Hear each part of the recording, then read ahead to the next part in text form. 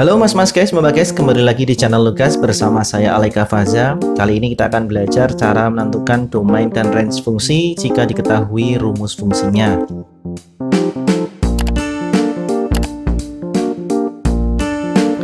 Di video saya sebelumnya sudah pernah saya bahas ya tentang cara menentukan domain dan range fungsi jika diketahui grafik fungsinya ya.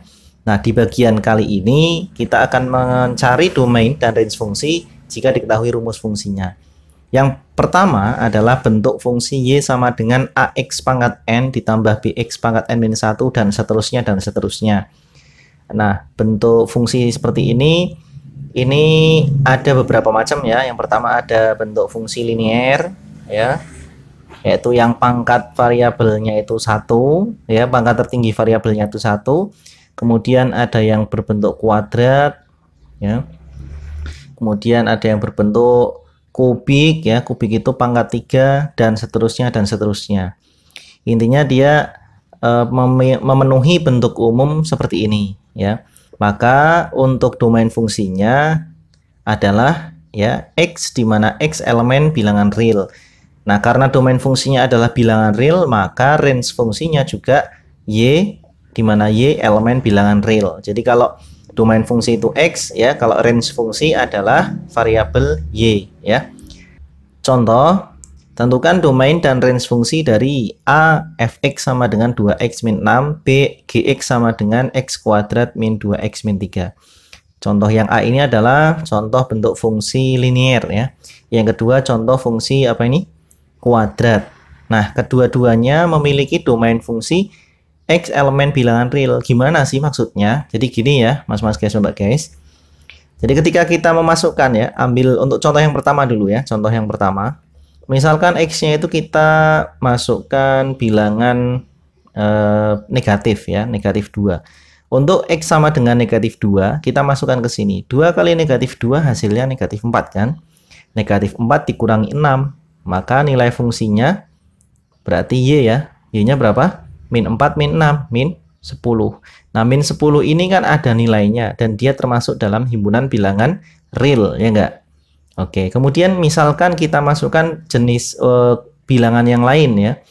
Kalau ini kan tadi bilangan bulat negatif, kita masukkan bilangan rasional misalkan 1/4 ya, 1/4. Atau ini bisa juga dibuat pecahan desimal menjadi 0,25. Ini masukkan ke sini. 2 kalikan 1/4, hasilnya kan setengah ya. Setengah dikurangi 6. Berarti berapa? Negatif setengah dikurangi 6. Berarti negatif 11/2 ya. Setengah dikurangi, nah, setengah dikurangi 6 itu berarti 12/2. Ya benar, hasilnya negatif 11/2. Ini juga termasuk dalam bilangan real ya, himpunan bilangan real. Kemudian misalkan saya masukkan X-nya itu bilangan apa ya, bilangan irasional. Misalkan akar 2 gitu ya. Akar 2. Maka Y-nya sama dengan 2 akar 2 dikurangi 6. Nah, 2 akar 2 dikurangi 6 itu masuk ke dalam bilangan himpunan bilangan irasional. Nah, irasional itu juga termasuk dalam bilangan real. Jadi bilangan rasional, irasional, bilangan apalagi bilangan yang lain misalkan bilangan bulat, bilangan apalagi ya, bilangan asli, bilangan bilangan itu apa? Prima, itu semuanya masuk ke dalam bilangan real. Sehingga ketika kita memasukkan X ini ya, kita memasukkan nilai X yang termasuk ke dalam bilangan real, maka hasilnya atau Y-nya atau range fungsinya itu juga akan termasuk ke dalam himpunan bilangan real gitu, mas-mas guys, mbak guys. Jadi untuk domain fungsi dan range fungsinya adalah ini dan ini gitu. Nah, berikutnya yang B juga demikian ya. Ketika kita memasukkan sebuah bilangan real ke dalam fungsi Gx, maka akan diperoleh juga nilai fungsinya adalah himpunan bilangan real ya, anggota himpunan bilangan real. Jadi ketika kita masukkan X elemen real, maka Y-nya juga elemen real atau range fungsinya juga termasuk dalam bilangan himpunan bilangan real gitu maksudnya. gitu ya.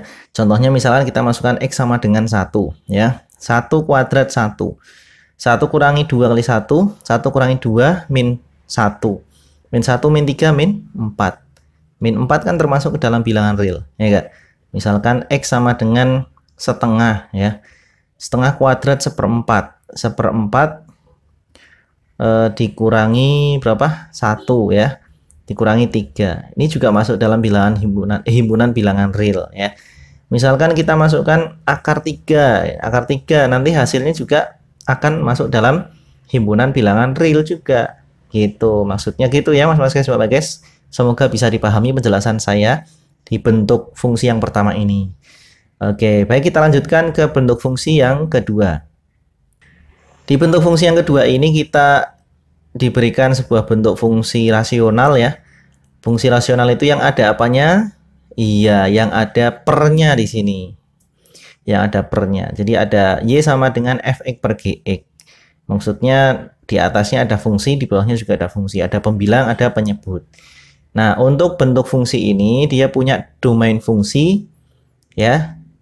Ini fokusnya ke sini aja. Fokusnya ke yang saya garis bawahi. Gx tidak sama dengan 0 ya.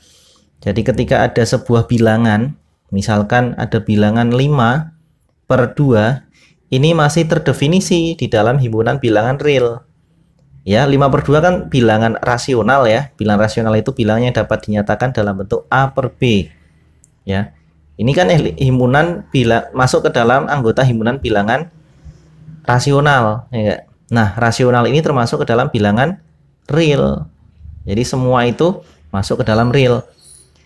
Ketika ketika penyebutnya itu 0, misalkan 5 per 0 ya, ini menjadi tak terdefinisi. Tak terdefinisi.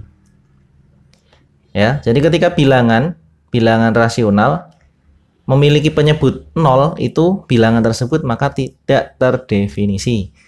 Berarti kita menghindari penyebut berbentuk 0.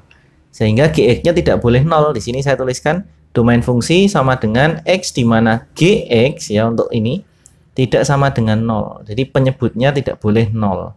Ya. Kita coba di contohnya. Tentukan domain fungsi dari ini. Ya. Y sama dengan 3x min 5 per x plus 1. Nah, kita fokusnya pada penyebutnya, yaitu x plus 1. Ini penyebutnya tidak boleh sama dengan 0. Kita kerjakan ya. Berarti gx selaku penyebut itu tidak boleh 0. Berarti x ditambah 1 tidak boleh sama dengan 0. X tidak boleh sama dengan 1 pindah ke kanan ya, min 1.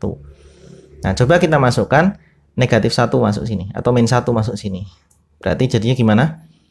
Sama dengan 3 kali min 1 min 3 min 5 per min 1 plus 1. Jadinya min 8 per 0. Ini tidak boleh, tidak terdefinisi. Untuk bilangan selain negatif 1 itu bisa masuk ya. Contohnya kalau kita masukkan 0 itu ada nilainya. Masukkan 5 juga ada nilainya.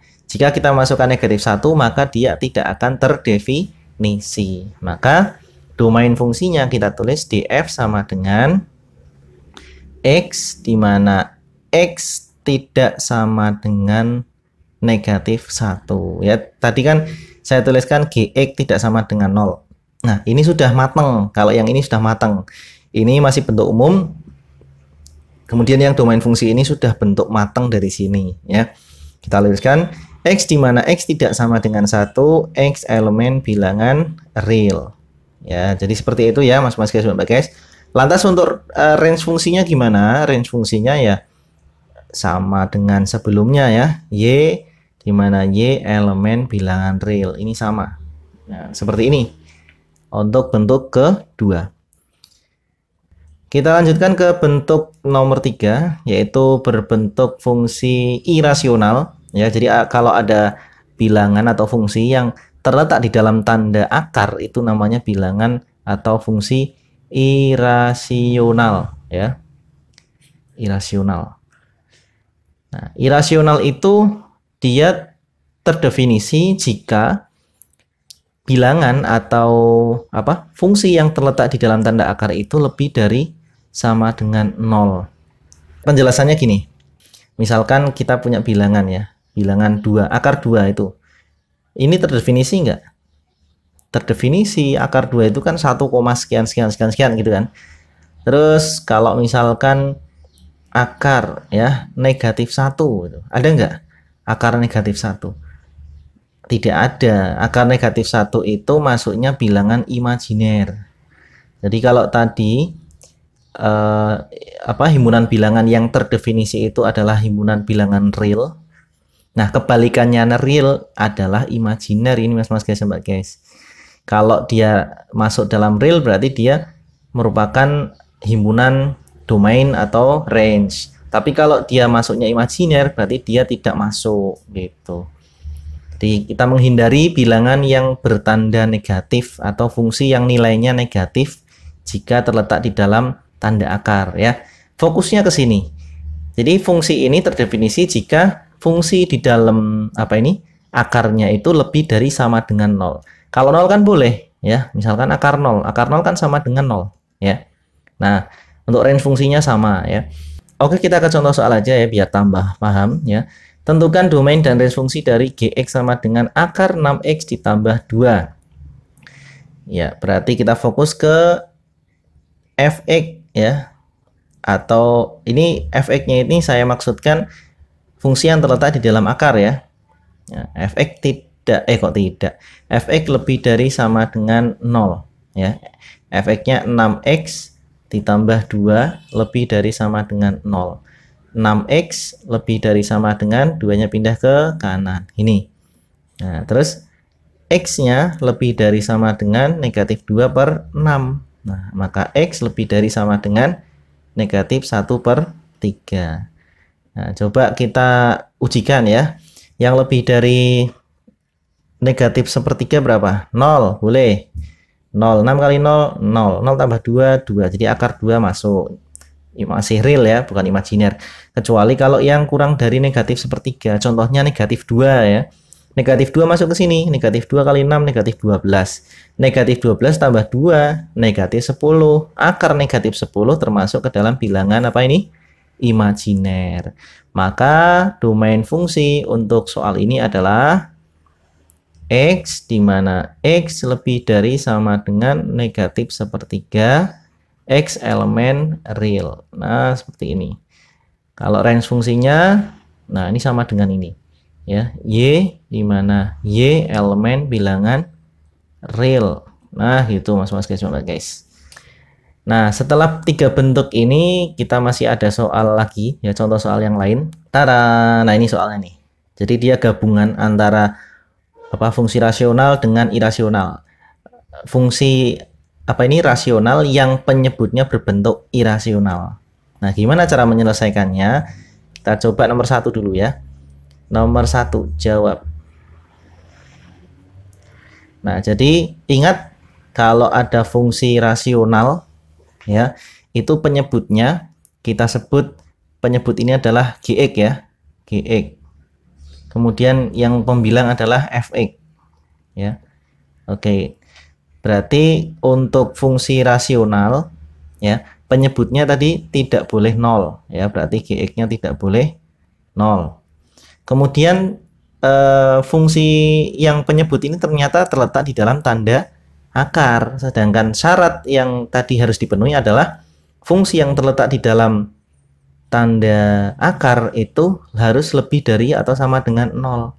Sehingga fungsi ini dia punya 2 syarat. Yang pertama harus lebih dari 0. Kok lebih dari 0? Tidak sama dengan 0. Yang kedua dia harus lebih dari atau sama dengan 0. Nah, maka kita cari irisannya dari 2 ini ya. Saya gambarkan dalam bentuk garis bilangan dulu ya. Nah, yang atas ini, jadi ini titik ya, ini titik, ini 0. Nah, tidak sama dengan 0 itu berarti dia noktahnya berlubang, dia boleh ke kanan, dia boleh ke kiri.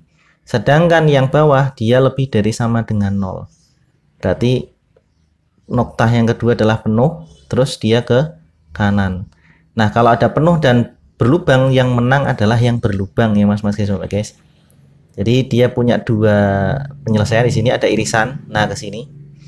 Nah, maka gabungan irisan dari dua syarat ini adalah GX lebih dari 0. Jadi sama dengannya dia kalah ya, kalah oleh tanda ini. Oleh tanda tidak sama dengan. Jadi yang sama dengannya tidak diikutkan. Kesimpulannya, syarat yang harus dipenuhi adalah yang di sini lebih dari 0. Ini berarti 2x kuadrat ya. 2x kuadrat dikurangi 4 lebih dari 0. Ini soal yang pertama ya. Nah, 2x kuadrat lebih dari 4. X kuadrat lebih dari 4/2. Maka x kuadrat lebih dari 2. Nah, atau x-nya, kalau x kuadrat lebih dari 2, ini kita berarti bisa asumsikan dulu dengan menggunakan persamaan seperti ini ya. Nah, berarti kita dapat dua nilai x. X yang pertama adalah akar 2, atau x yang kedua adalah negatif akar 2. Nah, setelah ini kita buat garis bilangan ya. Di sebelah kiri ada negatif akar 2, sebelah kanannya akar 2 ya. Nah, kemudian ada 0, biasa di tengah di sini ada 0 ya. Kita ujikan 0 ke dalam ke dalam pertidaksamaan yang ini. Ya, 0 kali 2 dikurangi 4. Negatif 4 lebih dari 0. Benar atau salah? Negatif 4 harusnya kurang dari ya, berarti ini salah. Yang benar adalah ini dan yang kiri. Jadi dia arahnya ke sini. Ini ke sini, ini ke sini. Atau bisa kita tuliskan domain fungsinya sama dengan x, di mana x ya kurang dari ya, kurang ke kiri kan, dia noktanya berlubang di sini. Berarti x kurang dari negatif akar 2 atau x lebih dari akar 2, di mana x-nya elemen bilangan real. Nah, seperti itu ya Mas guys, caranya untuk nomor 1. Nah, untuk nomor 2 saya ingin kalian mencoba juga cara yang sama. Kan cuma diganti angkanya saja ya. Solusinya atau penyelesaiannya kan sama. Silakan ambil buku, ballpoint, silakan coret-coret, nanti kita diskusikan di kolom komentar ya. Terima kasih sudah menonton video dari saya, semoga bermanfaat. Sampai jumpa di video saya berikutnya. Dadah.